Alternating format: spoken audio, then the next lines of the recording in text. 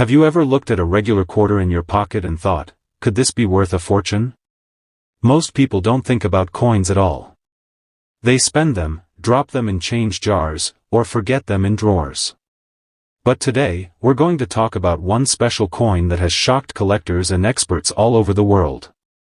This coin is the 1965 Washington quarter with no mint mark.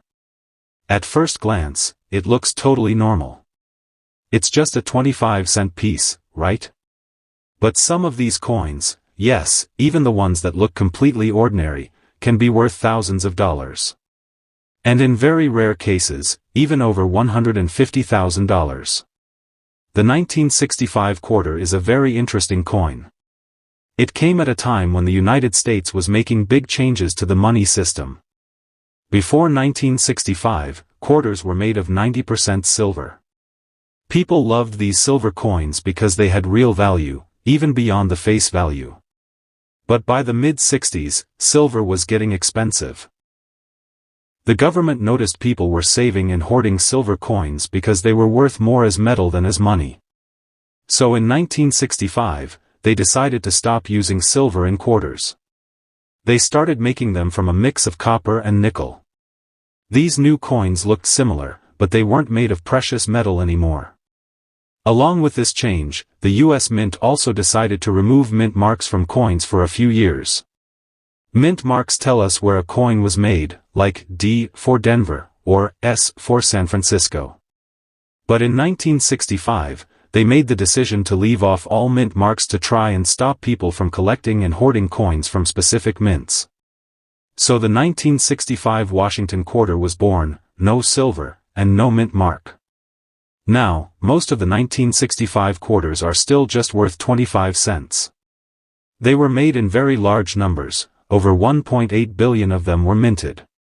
That's a lot. But here's the thing, not all 1965 quarters are the same. Some of them were struck on leftover silver planchets. Those are the blank coins used for minting quarters in previous years. Others were made with minting errors or special conditions that make them extremely valuable today. This is where it gets exciting. Imagine finding a 1965 quarter that was mistakenly struck on a 90% silver planchet instead of the new copper-nickel one. That would be a huge error. These silver 1965 quarters are very rare, and when collectors find them, they pay big money. One of these silver 1965 quarters sold for more than $12,000 at auction. But even that isn't the highest price we've seen for a 1965 quarter. Some of the rarest versions, especially those with unusual mint errors or ultra-high grades, have sold for more than $150,000. Yes, you heard that right, $150,000 for a coin that most people would overlook. Let's talk about how a coin like that can be worth so much. First, condition is everything. Coins are graded on a scale from 1 to 70, with 70 being a perfect coin.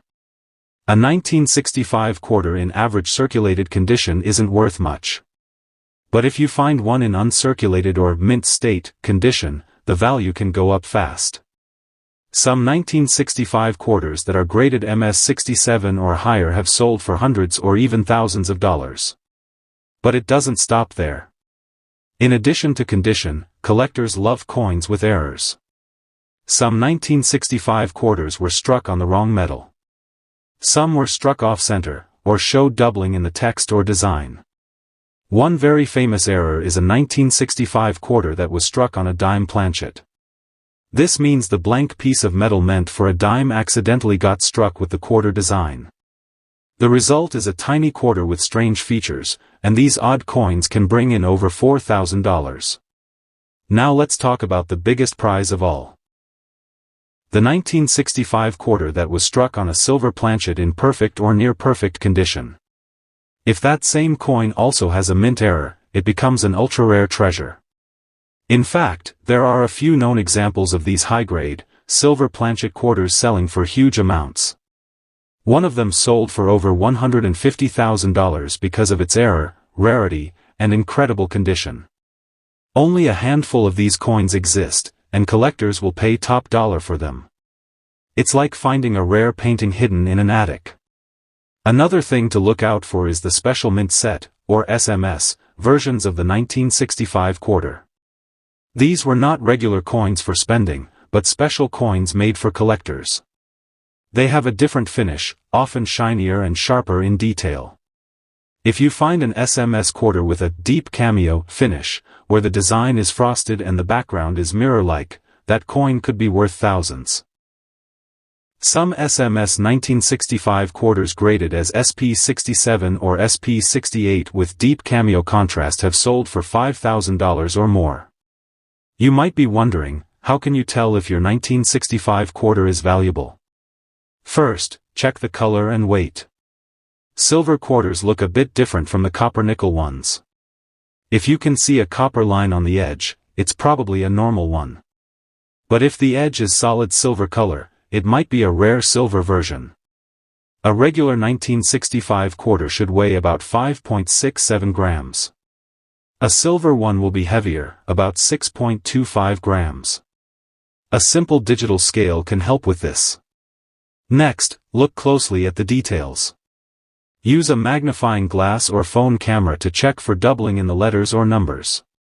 Also check for off-center designs, strange lines, or marks that look unusual.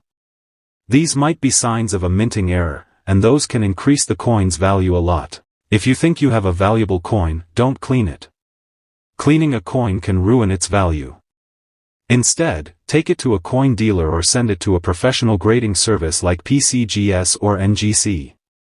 They will examine it, grade it, and give you an official certificate.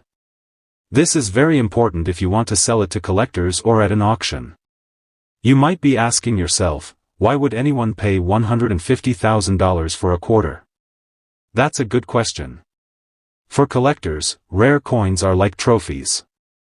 They tell a story, they're hard to find, and they become more valuable over time. Some people buy rare coins as investments, while others just love the thrill of the hunt. Whatever the reason, the demand is real, and when only a few coins exist, the price can skyrocket. So the next time you get change at a store, or go through an old coin jar, take a moment to look closely.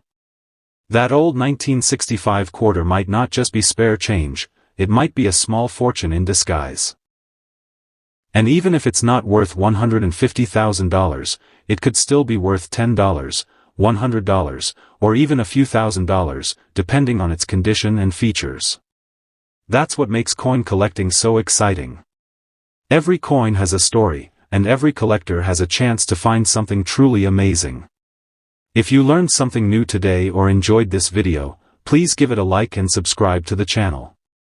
We post videos every week about rare coins, hidden treasures, and money you might already have at home. Drop a comment below if you've ever found an old coin, or if you want us to cover another coin in a future video. And remember, don't spend your quarters without checking them first. One of them might be worth more than your whole wallet. Thanks for watching, and happy collecting.